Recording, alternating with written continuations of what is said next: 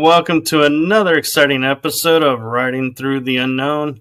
Tonight's episode is pre-recorded as I am currently in Florida on a conference, so my guest was kind enough to pre-record an episode with me before I left, so I have been talking with her offline, and I feel like she has a lot to share, and you guys are in for a real treat. So I'm going to turn it over to my guest to introduce herself because I just can't do it justice with her bio and everything. So I'm going to let her tell her story.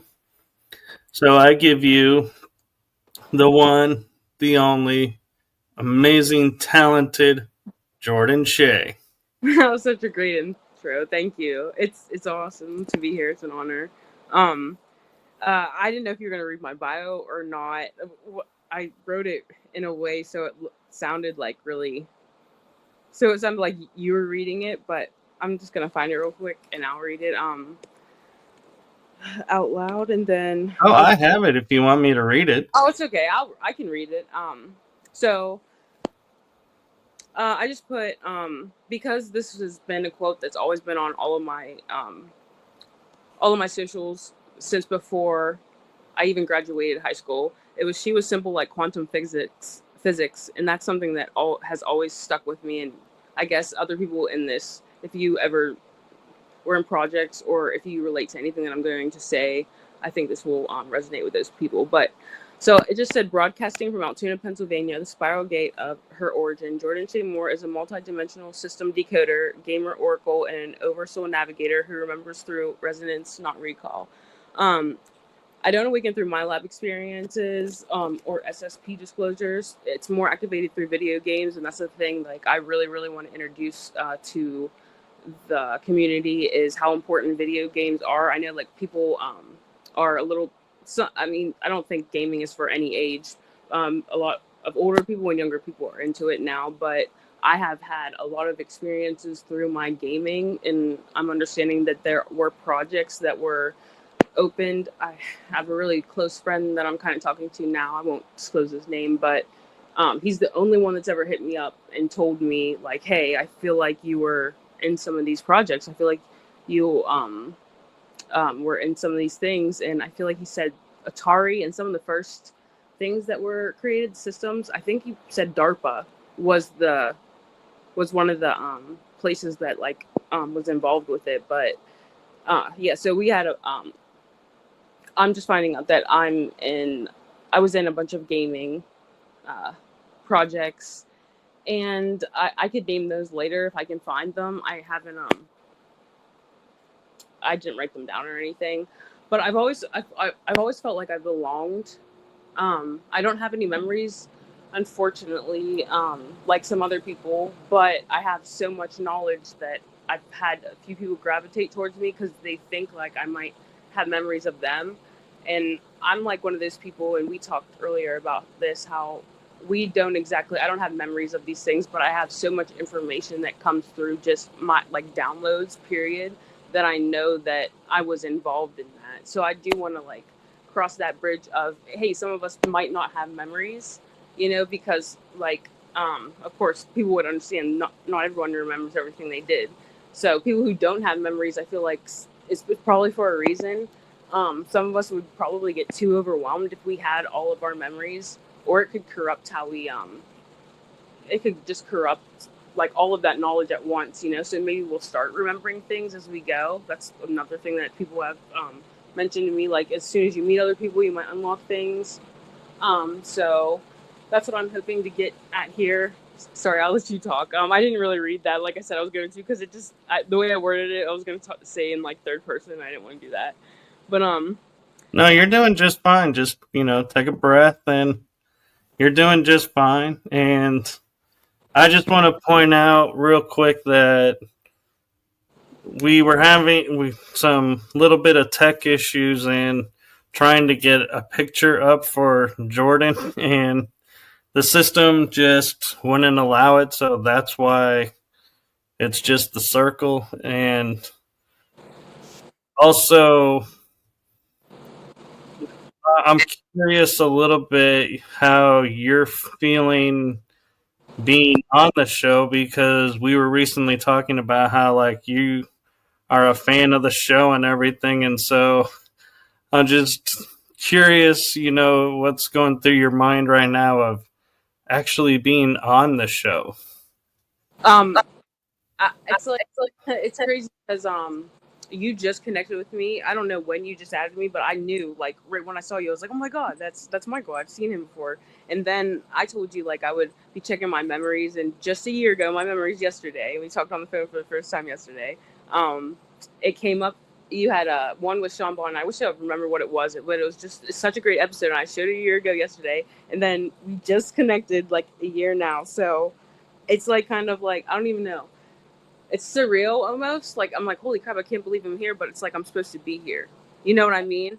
It's like one of those things where I'm like, oh, this. It feels like I'm just now finding frequency family, like we were talking about.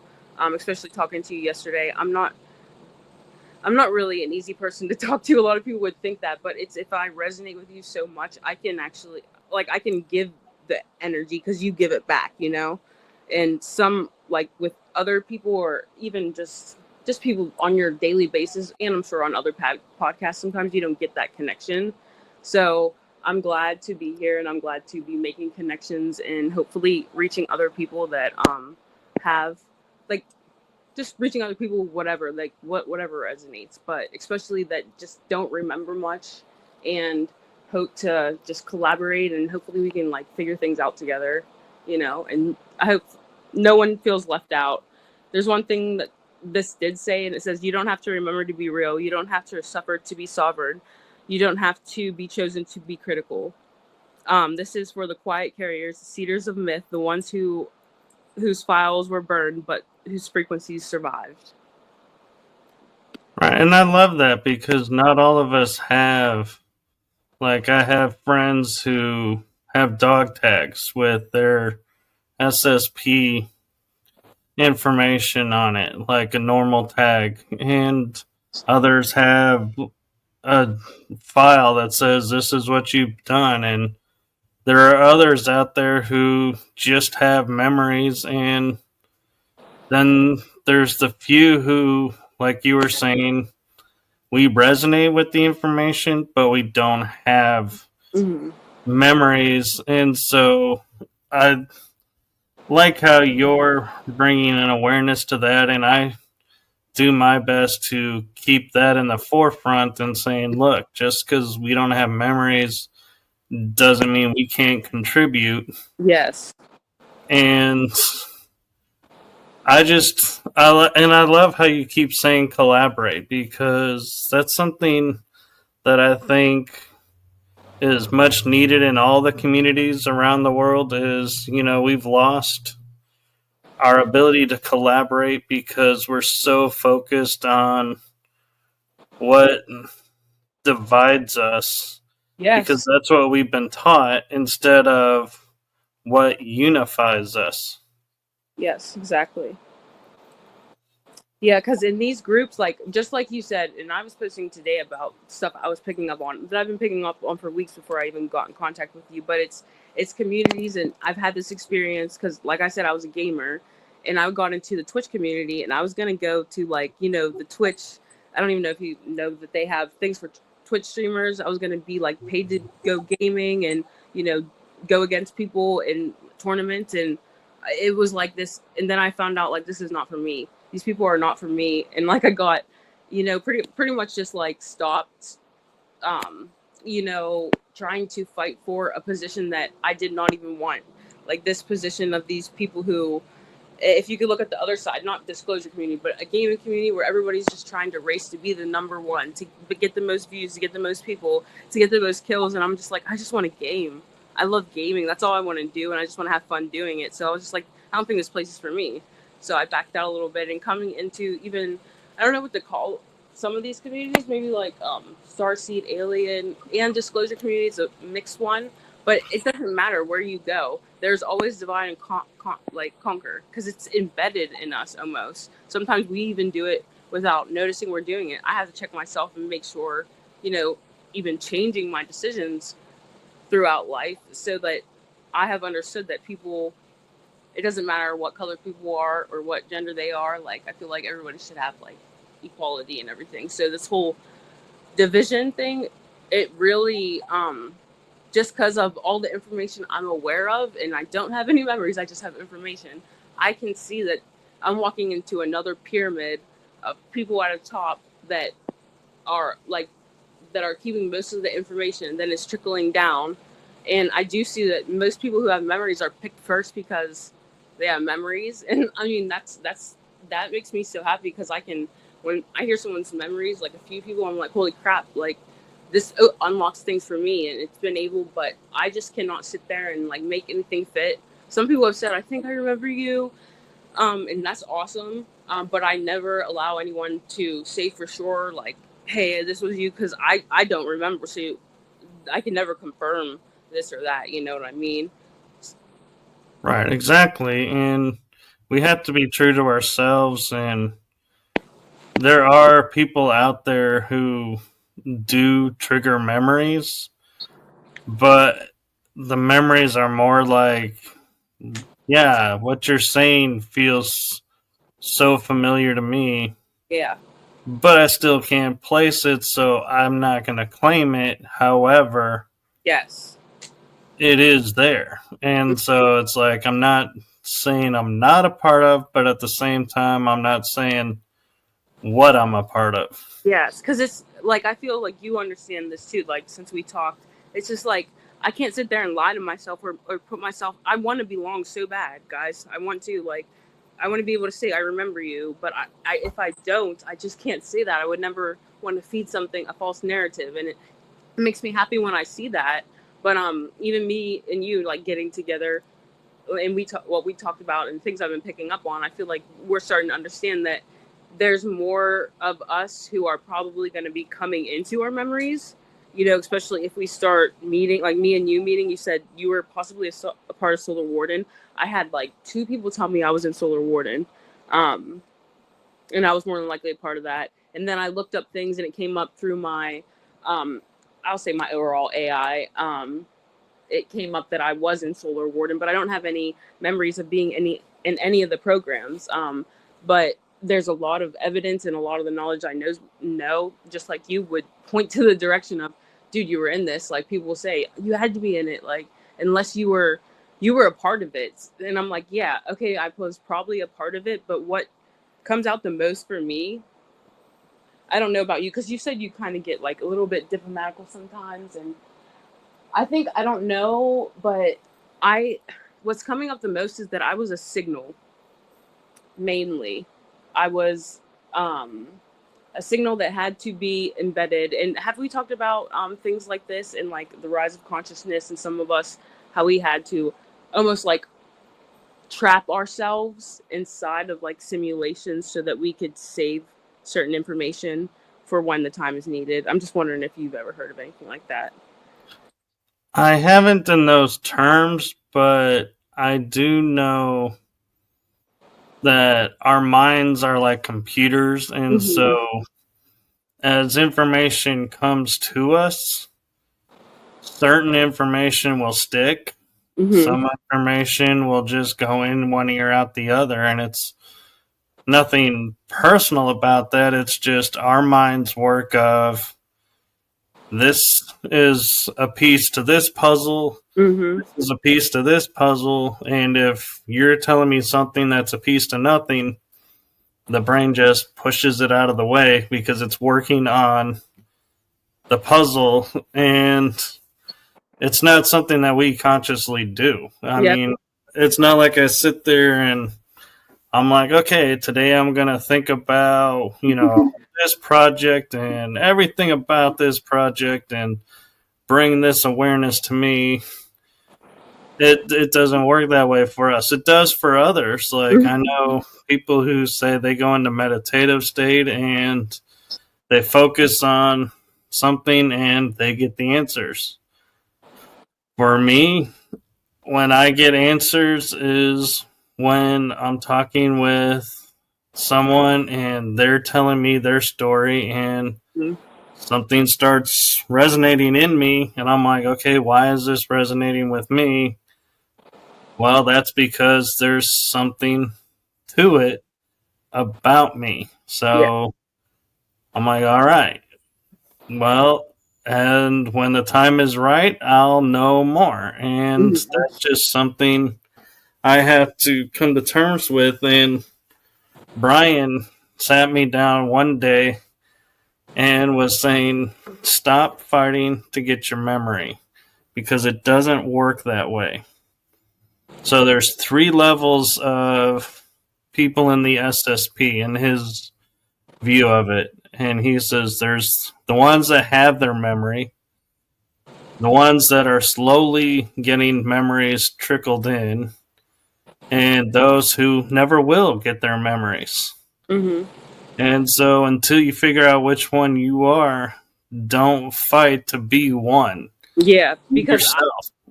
because I was thinking, and I didn't want. I'm not trying to curse any. And it wouldn't even make me mad, honestly. Like, because of I'm watching the Supernatural, and I could talk about that later. But it's just like adding up to a lot of things. I wouldn't even be mad if I don't get my memories back, because I might be one of those people. Like, what if like I can't hold all of that? I can't hold those memories and thing at the same time because it could corrupt what I'm trying to do very well. It could not. I'm not trying to say corrupt, but our minds could not hold it, and it's just like not going to be good. So we are like, and honestly, that's kind of good for some people, just being able to start, just have all the knowledge and start from a clean slate instead of having to continue to think back to, because when you're in this now moment, like, I'm not saying none of that's what people went through matter, never, but since our consciousnesses are focusing on this well, it would be kind of linear, but non-linear time of here and now, you have to understand that there's a reason that our consciousness is focusing in on this point. There's a reason why you are like aware, even through the multi-dimensional, because there's like multiple, who knows how many of you, but this one, for some reason, is where you're tuned in at. You know what I mean?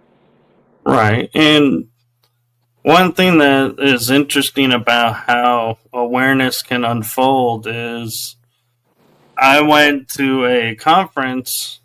It was the very first GSIC, Galactic Informers and Spiritual Conference, I think is what it's called. And I was listening to Tony Rodriguez for the first time. And I left that conference and I heard a lot of speakers, but I was like, something about what Tony was talking about resonated with me. It's like I couldn't shake it. Mm-hmm.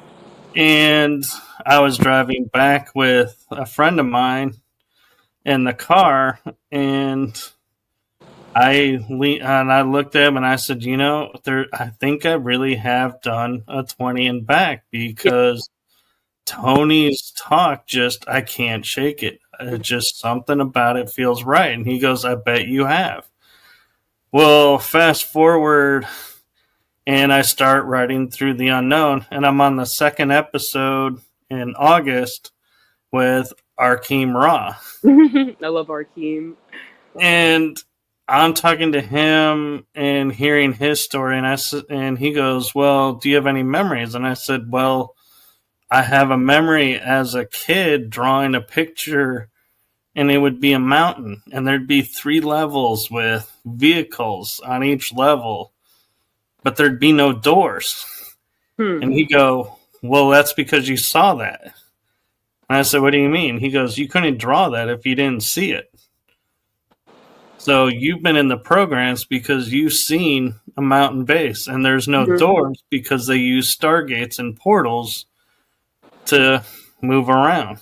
Yeah. There are no doors. And I'm like, well, that makes sense then why I'm drawing this, because I mean, it's like, yeah, how many kids in free time sit there and draw a military base in a mountain with no access? He's Arkeem. He's one I hope to like talk to him someday, and we were supposed to get connected like months ago. This was probably like half of a year ago, but we never got to connect. A lot of things came up, but he said that he felt like he remembered me. He said he did remember me, but we just never got to talk. And I thought he could unlock some things for me, so hopefully in the future. But I would not be surprised. Like, that's what I think.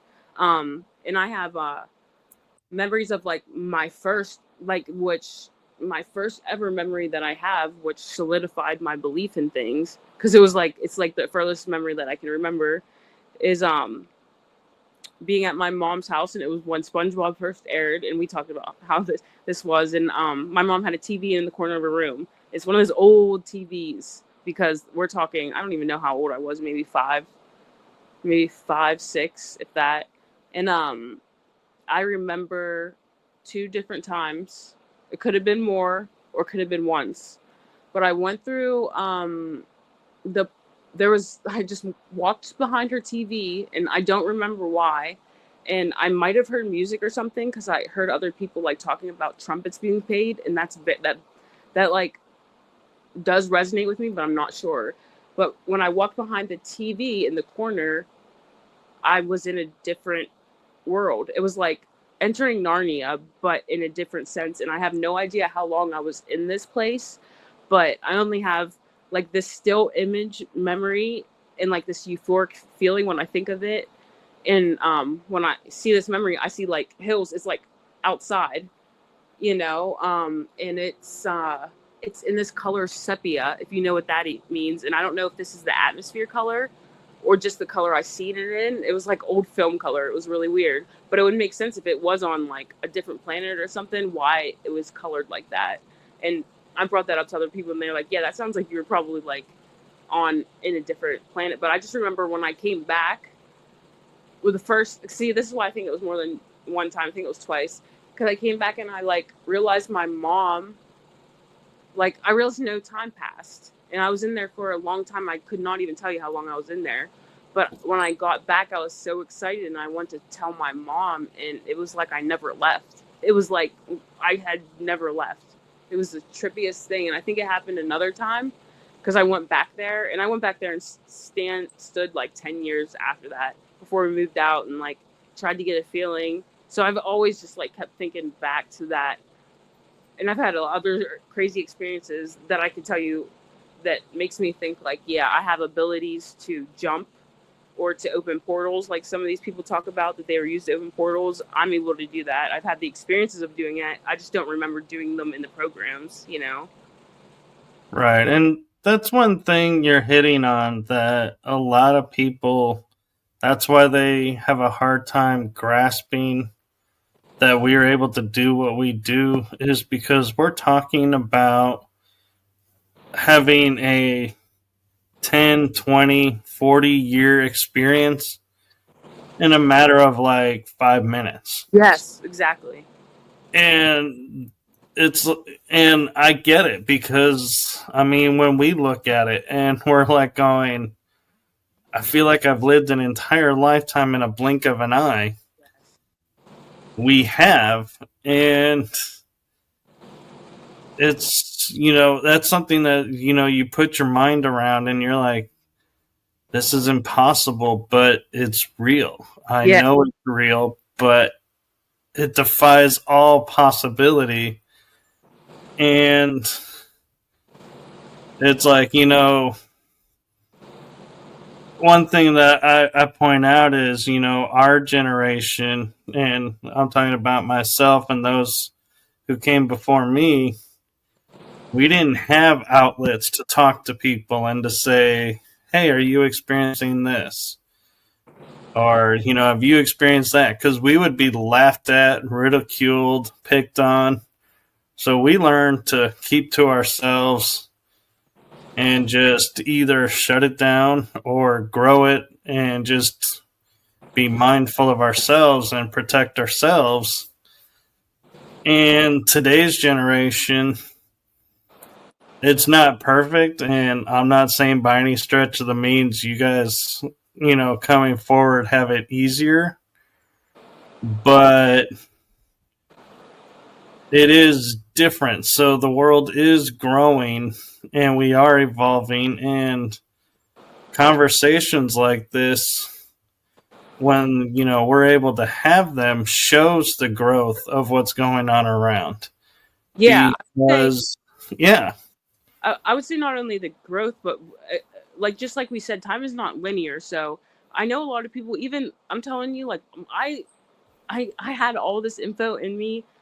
Like before I graduated high school, I did my high school project on ancient aliens.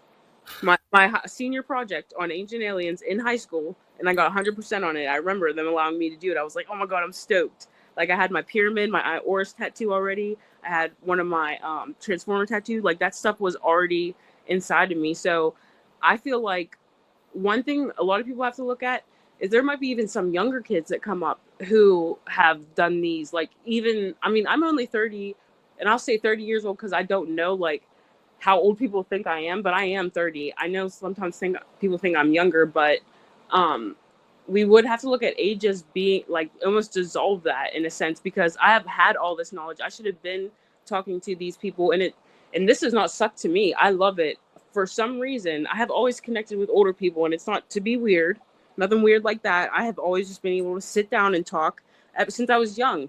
Like my teachers would bring me aside and I'd be able to have these conversations. So if I wasn't some 20 and back or 40 and back or however many times, I could be older. I could be as old as you know, solely in my soul, but not physically. So like, I mean, who knows how many runs we've had back and forth, even together, like being in some projects, how many runs we've done this and then finding each other right now and how we're just doing it in a reverse manner, you know, and then talking, we'll be able to be like you said, just hopefully like regardless if memories don't come back, but it would be really cool if they did.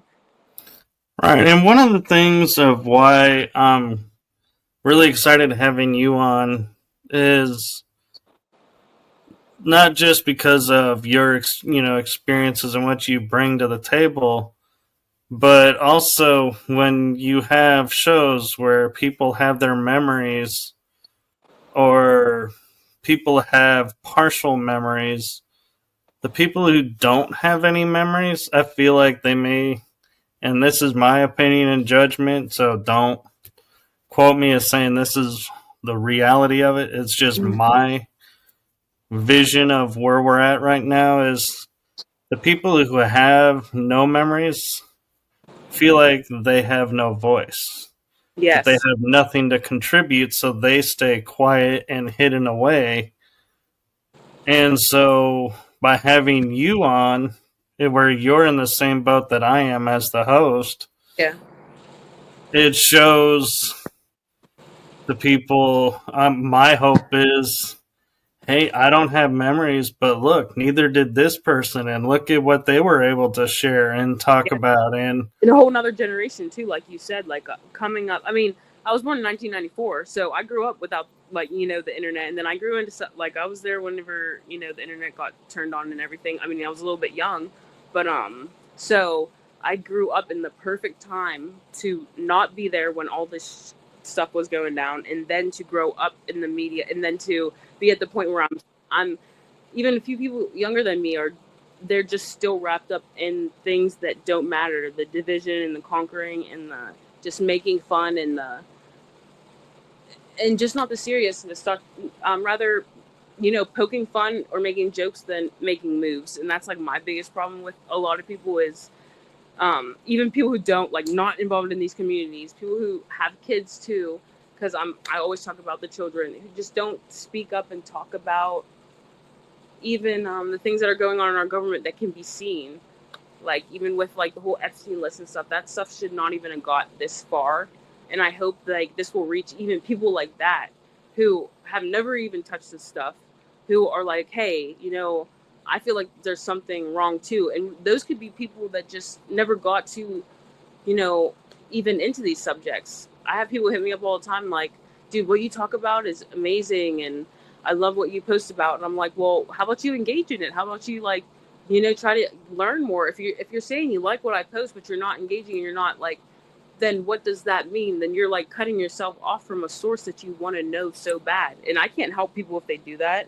I mean, you can only lead a horse to water. You can't make them drink. But I feel like there's other people even out there who probably don't even get into these subjects, or they're just starting to bleed through and understand. Like they might even wake up.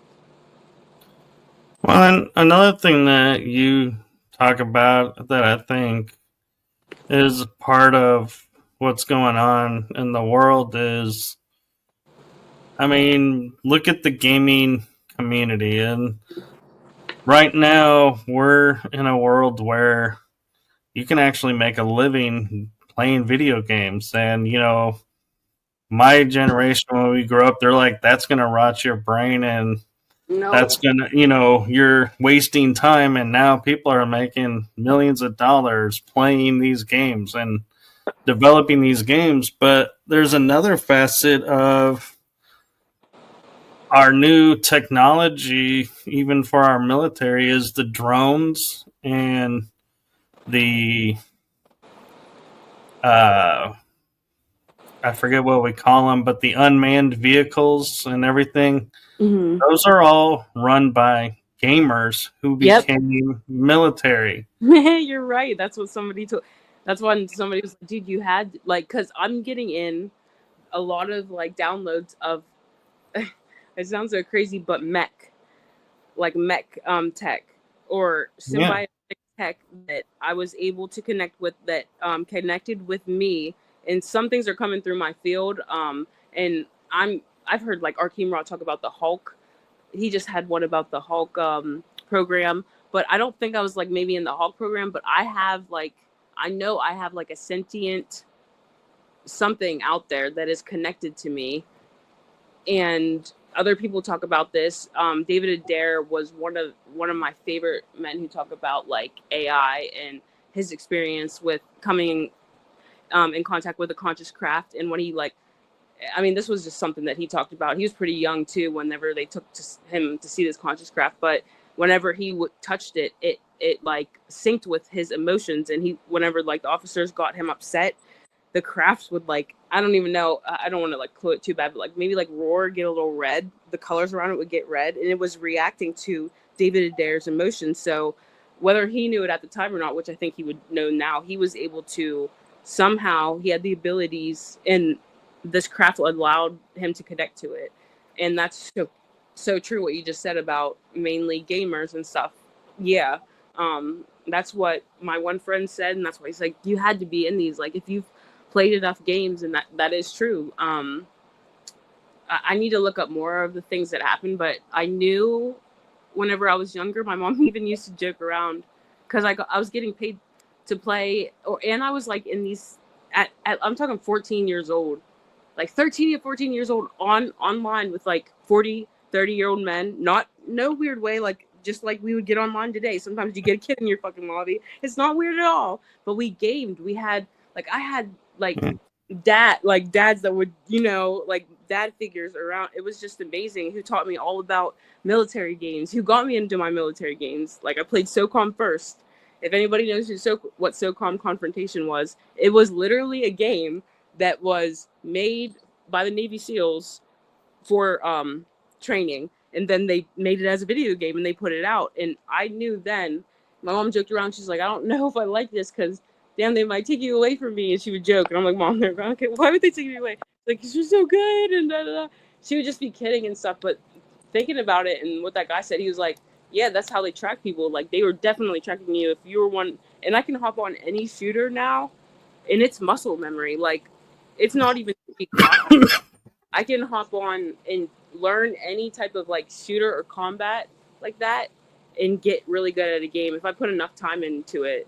Even a day of practicing one shooter game, I'm going to be I'm going to be lethal even against people who are probably paid to do it, because that's just how it has always been. Me entering any space, I'm really good. That's why I was able to get in so fast to places. But then I was like, this isn't for me, because like those people were mainly worried about popularity, money, and I needed to understand this stuff more, like where I belonged and in the universe, and like what I'm supposed to be doing here, other than because but like you said, people are going to be get paid to game.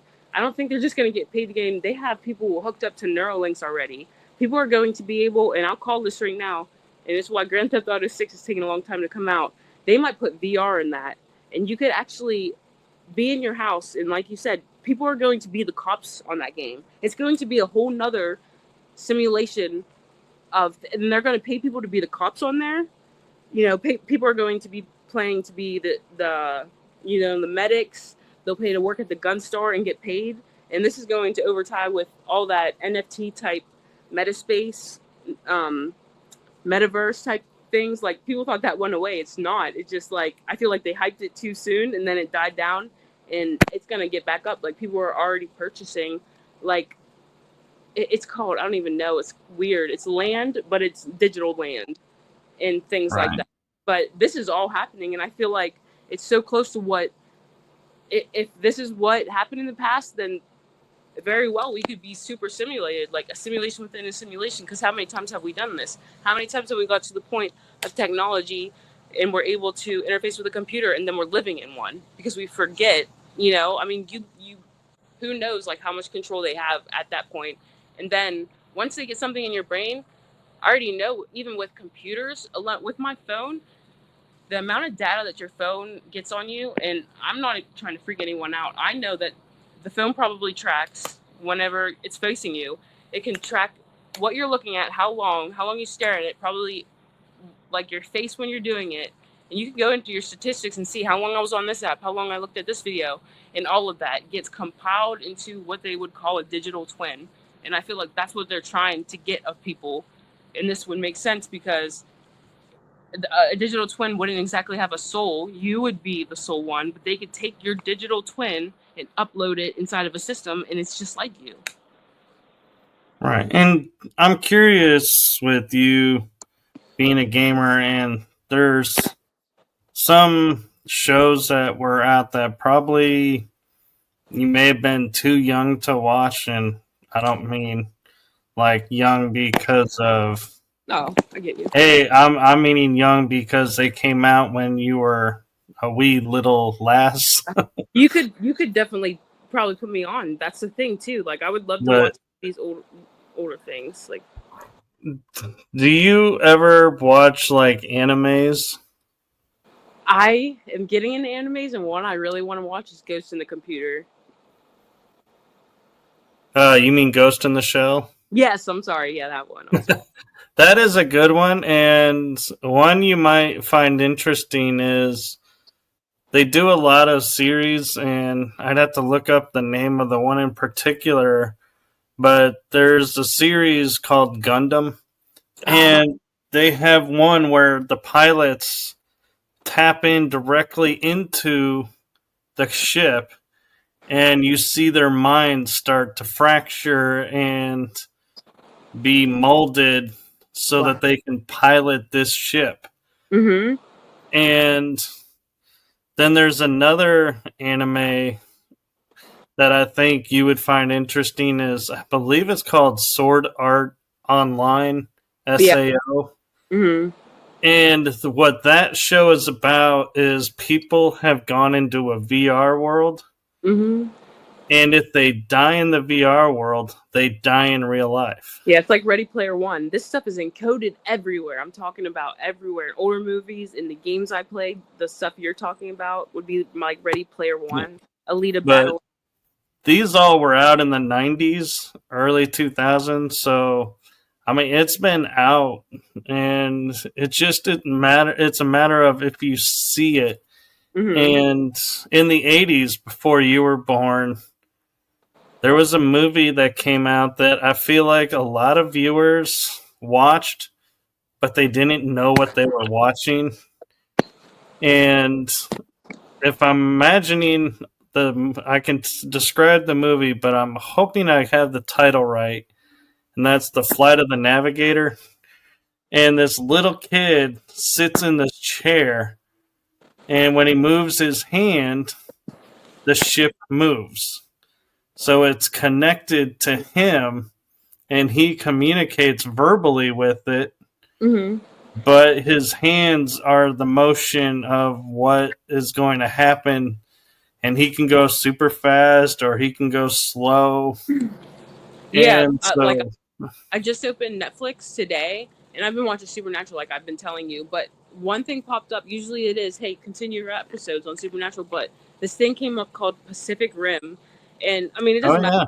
Yeah, well, that is about the Kanju that and it's just what you're talking about. Two people. I mean, there's these entity, just like Godzilla, big monsters, and then the people have to build like giant tech monsters, and two people have to pilot it. So it ties into just like the SSP. Usually, it's a twin people who get along very well or who are connected, who are able to pilot these ships.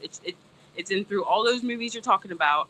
It's like they've just been putting this stuff in our faces, and you're not gonna, once you realize it, all this stuff is gonna like collapse into your time. Like, holy crap, that's what that was about. That's what that was about. Even Pacific Rim, like it's crazy because it even talks about hive minds on there. It takes two of those boys to pilot it, and they're in the inside of this big mech machine, construct like connected to their consciousnesses and stuff, and it's just insane. Like it is just repeated throughout so many different things. It's like just start seeing it everywhere. And there's a couple of series that you might like to watch that I think might be on Netflix. And they stem from a movie that rocked people's minds and started a whole genre of its own. And the movie is Stargate with James Spader. Yeah, I just watched that, and that's what broke me open. That's what made me have like a holy, I was in this stuff. And that was like before COVID hit really bad. Yeah. I watched Stargate for the first time. I wanted to watch Star Trek, but I'm so glad I got into Stargate because it's something that a lot of people don't. I would never watch Star Wars, never watched Star Trek, but I did watch Stargate, and that crap, like that whole series, like I was just crying. I cried so much because I just felt, and that's when I knew, yes, hopefully I can find it again because I want to rewatch them. It's not on Netflix anymore, but you're 100% right. I always mention Stargate, and everything that there is in there is like too old, and the parasite that they have. It's like literally talking about the like parasites that are in people now, or you can call it black goo, an AI synthetic. Yeah, and I won't hold the fact you haven't watched Star Wars or Star Trek against you, but you really ought to watch them. They are biographies. I do want to, but right now it's like that would take me so much time to watch all this stuff. I have so much coming in. Yeah. But I definitely try. But what I was going to mention is the Stargate branched off into 3 series. Mm-hmm. There's Stargate SG-1. Yep. And then there's Stargate Atlantis, which that'll really open you up probably because that they're talking about the civilization of Atlantis is on another world because Atlantis was a spaceship. Yeah. And you had to have a gene in your DNA to activate everything. Exactly. It's just like a frequency, like, or just having a signature or signal, like I said, embedded in you that you're able to transcend even time.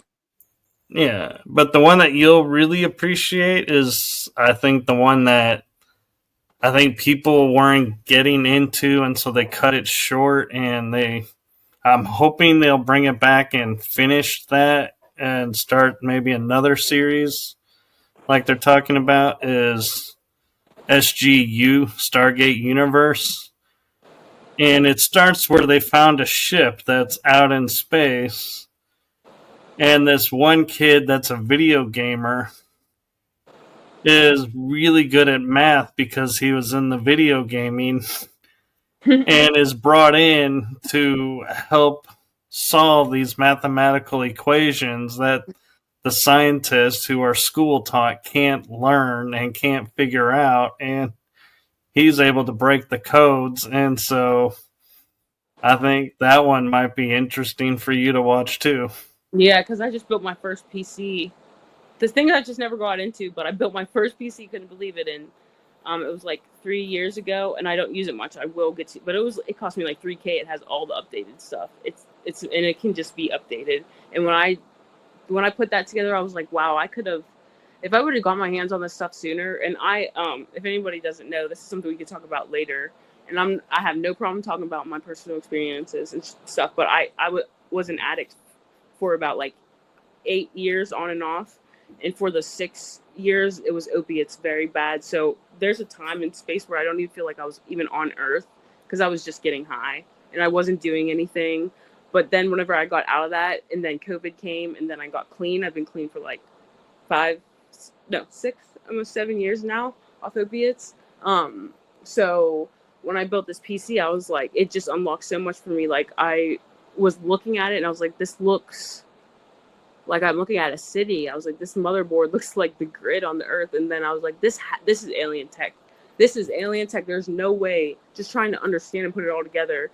And I finally got my hands on it, and to be able to see it, there's no doubt that they had help in building whatever technology you have around you. It just is insane to think that they went from our phones have more technology in them than what got us to the moon. Right. And that's crazy to think. You should watch the Tron movies. I did. Yeah, I was going to bring those up too. I don't watch a lot of TV, so I just can't promise I'm going to watch them. But Tron is something I did watch, and I'm sorry, I did start to watch. Like there was an anime. I'm not going to say it's a cartoon because it's like an anime. It's for like adults, and just it was good. Yeah. Yeah, he sentenced himself into a universe that he made, and that's what I'm talking about. That's what I feel like we're dealing with right here, whether or not we've done it multiple times. Because you can think of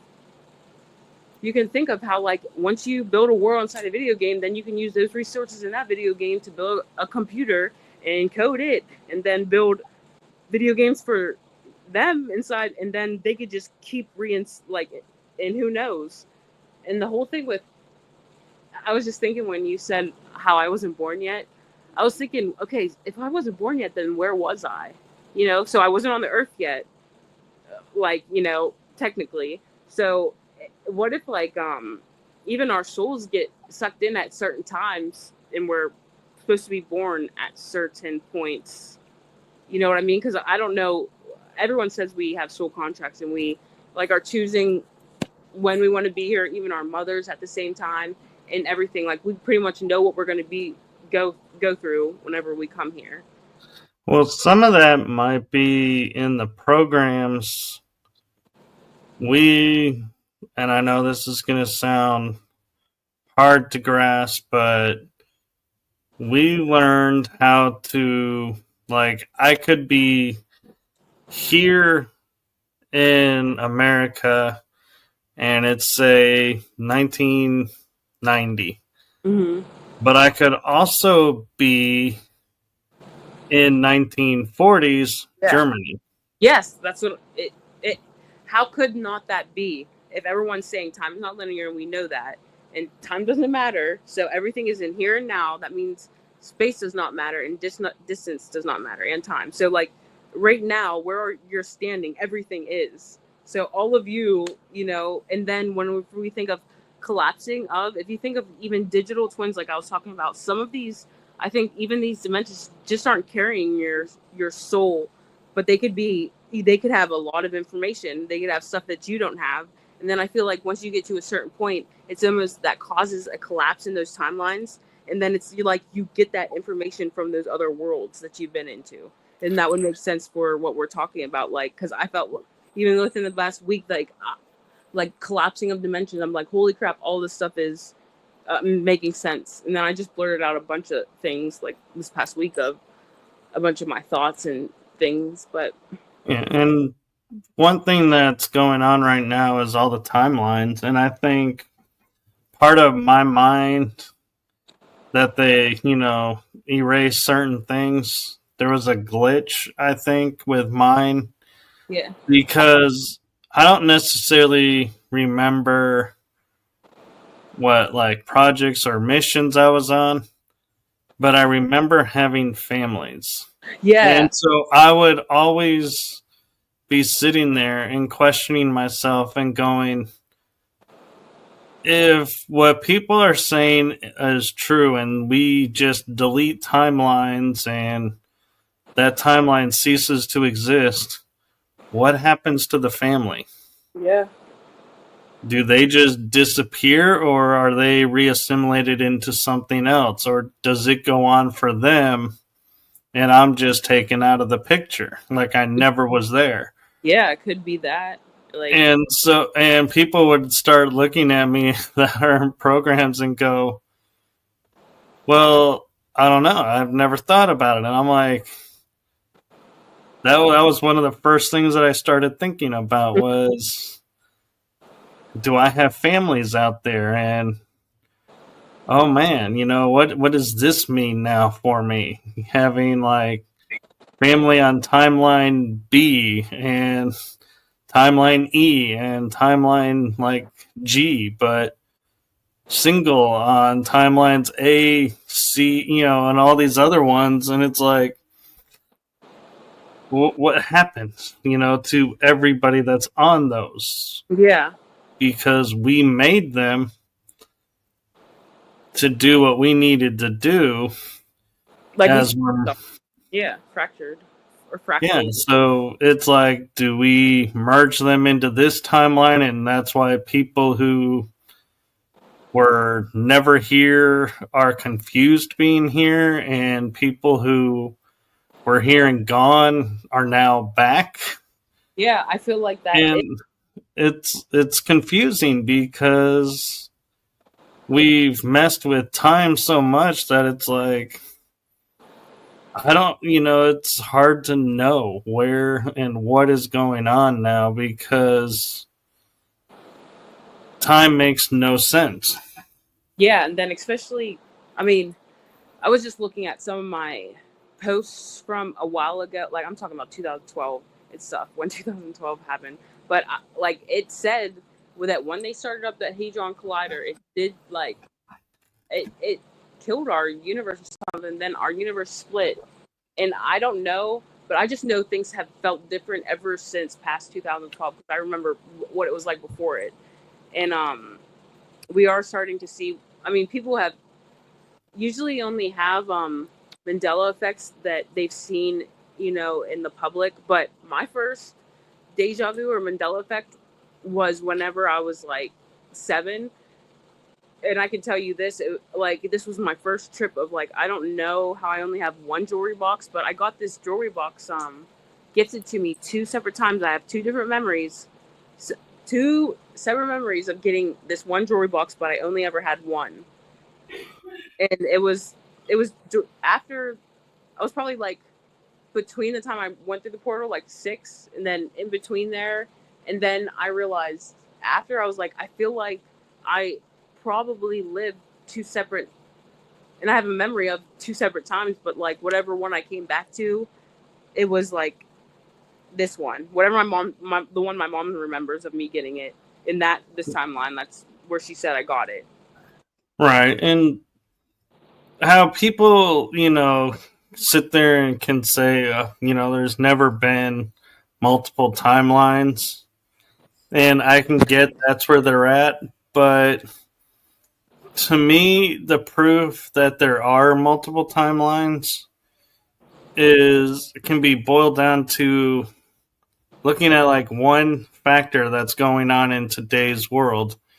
And that is, I remember a time when the moon only was visible at night.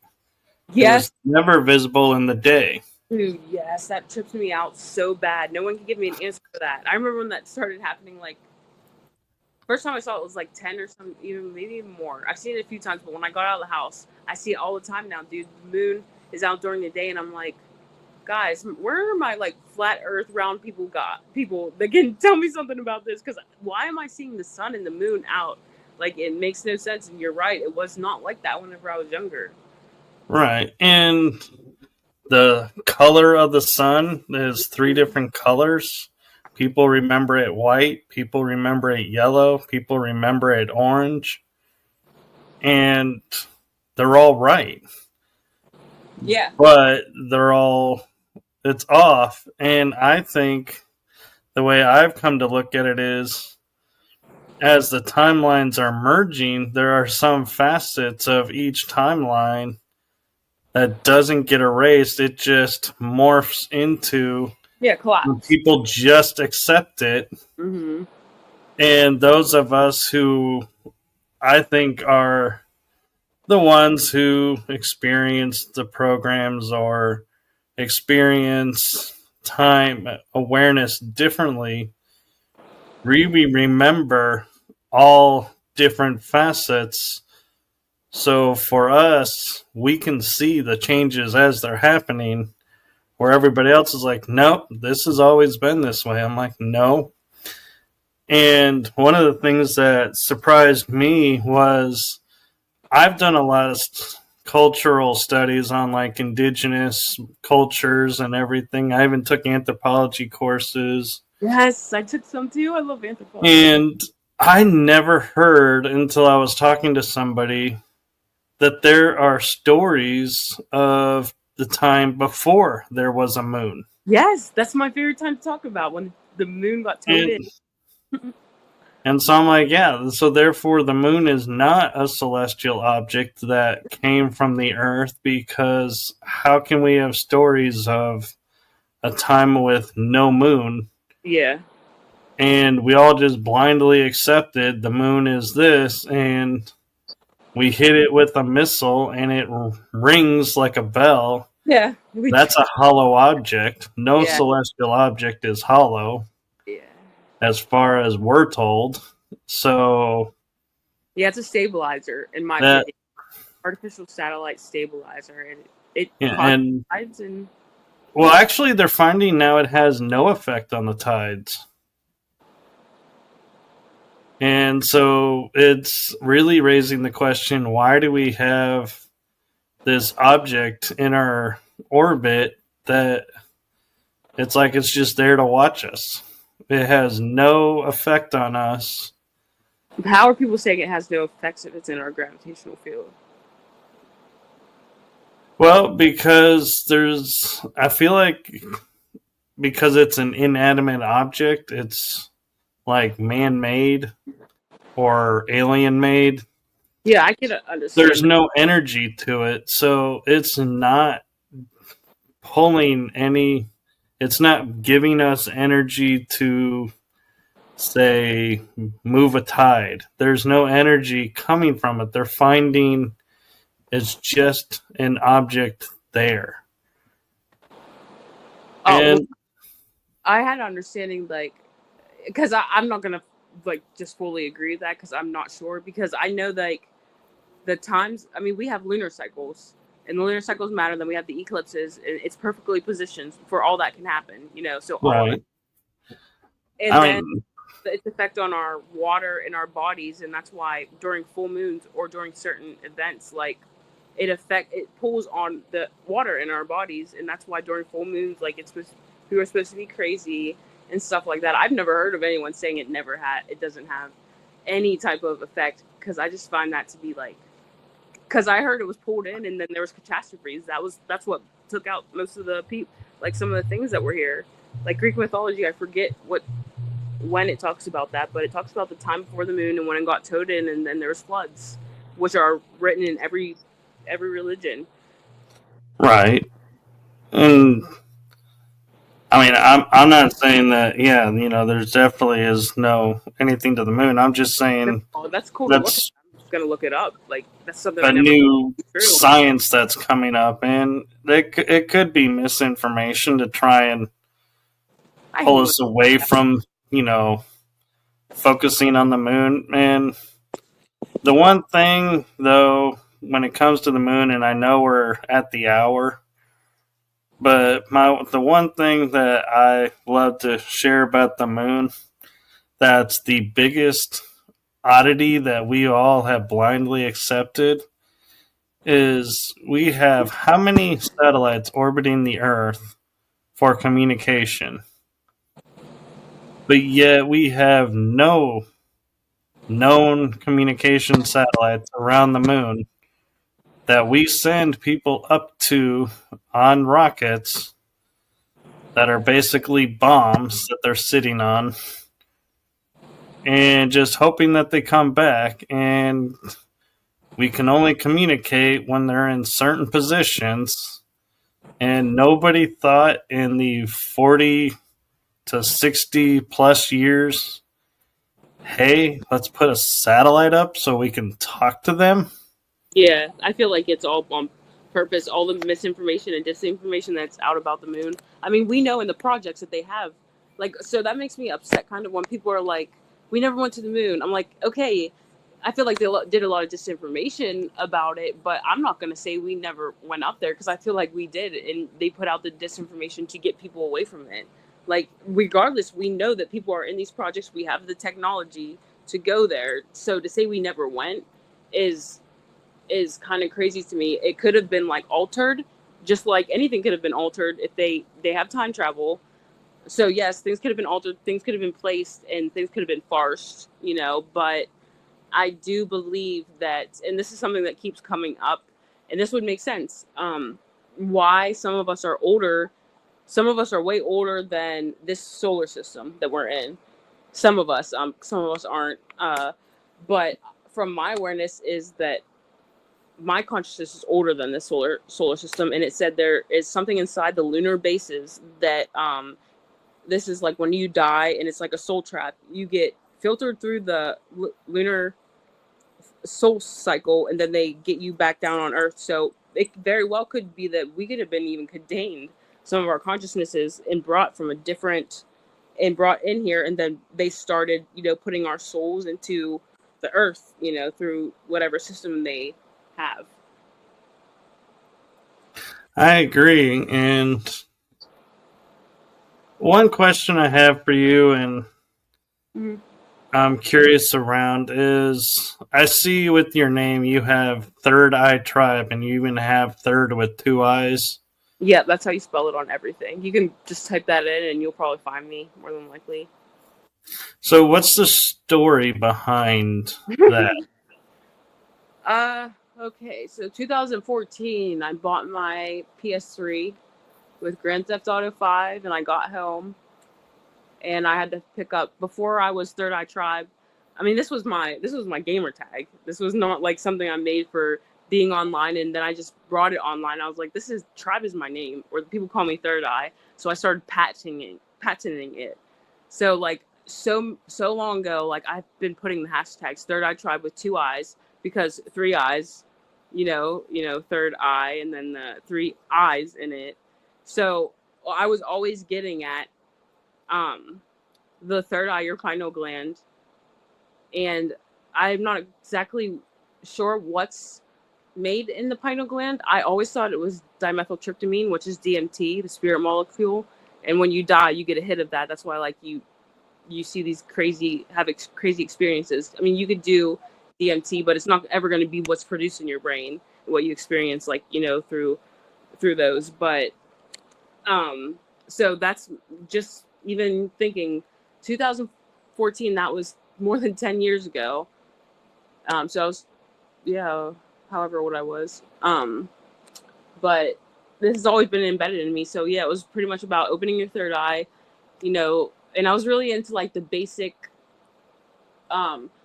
conspiracy theories back then, like not calcifying your pineal gland, and, you know, trying to do, but as I got older, like, it just was like I started to fill in the name more. Like, it started to make more sense, because I did not have all the knowledge I have now, you know, that I did when I made that screen name. But it's like I just like stepped into something, and when I made it, it all just like fit with me, and then it just like, fit my how I was growing and going throughout these communities, even like through Twitch, and now in this community, it's just carried weight a lot. No, that's really cool, and thank you for sharing that. And I want to take a moment and just say thank you to you, Jordan, for coming on at the last minute. And like you said, we've talked for 2 days now, and so for you to trust me enough to come on the show and be a guest, I so thank you. Yes. And I'm so appreciative. I'm honored. Thank you so much. And hopefully we'll get you back on. Yes, I would love, like, this is something I love to continue, and I'll be back on here on video, guys. I love to do videos. It's just today I was not feeling too well. But yeah, I'm totally down for this, and I'm really, really glad that I'm starting to find my frequency family. I forget what you called it earlier, that your friend called it like that. Soul family. Soul family. Soul tribe. Yeah, see? Tribe is in my name. It's like, yeah. Yeah, I even have a paranormal team that I investigate with called the Tribe. That's awesome. My friend Tengu, who I do that, it'll be linked for everybody who I have my podcast with, that I started 3 years ago before I even met this community. He's a ex-paranormal investigator from Ireland. And he got in contact with me because he saw what I was about, and he was like, hey, you believe in aliens? You want to like collab on stuff? And we started to collab, and we just mixed the paranormal with alien. He tells me all of his paranormal stuff, and then we've been able to collaborate how they're so similar from what I've learned and from what he has learned through the paranormal, and how we think that a lot of this is the same. And spirituality needs to be mixed in, even paranormal. Seeing UFOs, seeing Bigfoot, all of that is like paranormal, alien. That all needs to be put into science now, because science has a threshold on it. They've only been allowed people to talk about so much, and now they're like, new things are coming out. Well, no, nothing's new. No information is new. They've had it, and now they're just trying to say that it's new. So I can't wait for the future, because just so much is coming out, and we'll be able to like kick it into gear. Well, and one thing that's interesting, that if you can find it, you might really get a kick out of, is in 1999 there was a show that came out, and it was through, I believe, BBC was the one who brought it about, and it's a show called The Tribe. And what it is a virus hit the world, and all the adults were taken out. And these kids are now running around in kind of like a post-apocalyptic world. And they're working in factions. And you have the eco faction, the techie faction, the just everyday people faction. Yeah, it's not like the 100. They made a spinoff of that. It's called the 100. It's like the same thing. Yeah. So you might find that one interesting. I think it's available on Freevee, which is through Amazon. And I don't know what other channels, but if you do a search called The Tribe Show, it'll pull it up. You'll find it there. And it's really interesting, actually. And I was thinking about, like, when the fake-demic hit, and I was like, how interesting, they're doing a virus to try to depopulate the world. And then I was like, that sounded awfully familiar. And then I was like, oh yeah, The Tribe. Mm-hmm. They talked about that before it happened. Yeah. And I was like, it was interesting too that it was a virus, not something, like aliens or anything. It was like something we did. Yeah. I mean, this is embedded in video games. Like, if anyone has seen this, because this was a video game before it was ever a show, and I really liked the first season. I'm not going to watch the second season, but it's The Last of Us. And I've played both of those games, and it's pretty much about this fungal virus that, gets crazy, and then people start just turning into clickers, and certain different types of this fungus, like any other fungus, will take over their brains, kill them, and then take a hold of their nervous systems, and then just keep spreading. And it just this is something that we see in so many different movies that they have always embedded, and it's the same message that they're doing right now. It's like, they have to get this is the one thing people don't understand. They have to get your consent to do these things, and the way they get your consent is to show you them. And if you do not push back, like if we do not talk about it, we don't push back. And they're showing us in the Hollywood, and we know it's entertainment. We know they're coding everything in Hollywood, and then we don't do nothing about it. We are pretty much just accepting and allowing it to happen. So they feel like they won't get any karma that way. And it might just be because if people are allowing it, you're giving them consent to do it to you. And that's why I think it's very important for people to pick up their voices, even now more than ever, with everything that's going on, especially with the children, most importantly of all.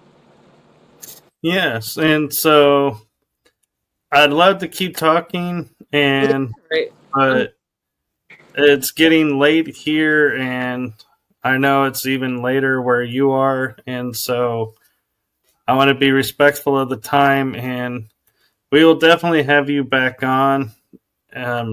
So everyone that's watching this, please like, subscribe, follow along the channel, because that's the best way to see when Jordan will make her reappearance and other guests. And just a reminder to everyone in the chat room, this is pre-recorded, so don't feel like we're ignoring your questions. We're just not there to see your questions. So if you write your questions in the comments, I can get them to Jordan and maybe we can answer them. Yeah. And if you want to follow Jordan on all her social media adventures, all the links are in the description. So you'll be able to follow her and find her that way. And is there anything you want to share with people before we go? Just come in, guys. Everyone, no memories. I just am ready to collaborate. I'm happy to be here, and I appreciate you, Michael. Well, I appreciate you as well, Jordan, and thank you to everyone watching this. And reminder, as well as live shows will resume next week. So thank you to everyone watching, and thank you for continuing to support this channel. And I value and appreciate everyone. And Jordan, I do have one last thing for you that I know you're going to feel like you don't know why I'm saying this to you, but I am going to say it anyway. From my heart to yours, thank you for all you do for the community. Thank you. I'm putting my hand on my heart too, man. Thank you. I appreciate it. This is Frequency family right here, and I'm just really excited to what's to come, because I feel like this is just the beginning for real. Yes, it is just the beginning, and keep in touch, and we will see everyone on the next episode. Good night, everyone. Sorry, go ahead, Jordan. Did we stop? No, we're still live. Oh, okay. I said bye. Oh, okay. Yeah. I think we were saying it at the same time, and I didn't want to. I wanted to give you a chance to say what you wanted to say and not. So, okay. Well, so we're going to say goodnight, everyone.